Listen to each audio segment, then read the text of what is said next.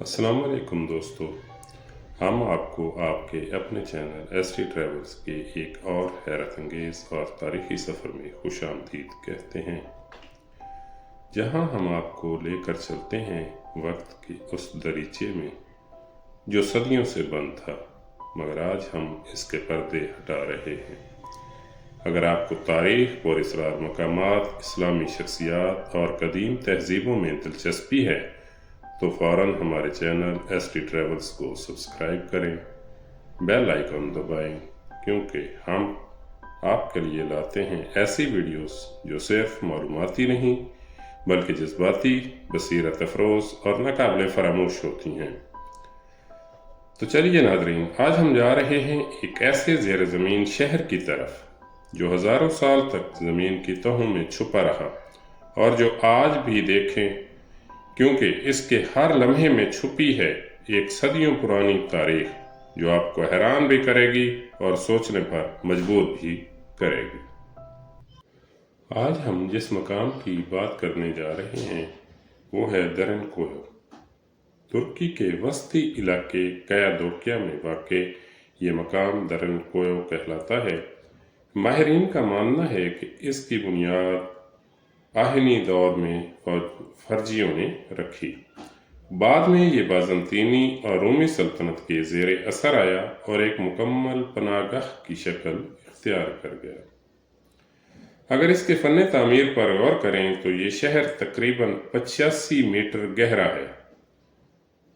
हैरानगी की बात यह है कि एक तो ये मुकम्मल तौर पर ज़ेर ज़मीन है और ज़ेर ज़मीन होने के बाद ये 85 मीटर गहराई तक जाता है और इसमें कमो बेश 18 मंजिलें हैं। यहाँ 25,000 अफराद के रहने की गुंजाइश मानी जाती है। गोल पत्थरों के दरवाजे, तंग राहदारियाँ, हवादार रास्ते, अनाज के गोदाम, कुएं, इबादत गाहें और स्कूल, सब कुछ इस शहर में मौजूद था। ये ज़ेर ज़मीन एक मुकम्मल माशरा था। लोग यहाँ महीनों बल्कि बरसों तक रहते थे। इनके पास खाने पीने का सामान, इबादत के लिए जगह, तालीम के लिए स्कूल, हत्ता के हथियार बनाने की जगह भी मौजूद थी। इसकी दरियाफ्त 1963 में एक तुर्क शहरी ने उस वक्त की जब वो अपने घर की दीवार तोड़ रहा था, तो इत्फाकन एक सुरंग दरियाफ्त हुई। जब इसकी खुदाई शुरू हुई तो सब हैरान रह गए। ये सिर्फ एक सुरंग नहीं बल्कि पूरा शहर था, एक मुकम्मल दुनिया जो ज़मीन के नीचे छुपी हुई थी।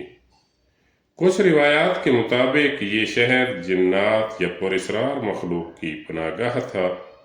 कुछ लोग इसे तूफ़ान नूह के बाद की पनाहगाह भी मानते हैं।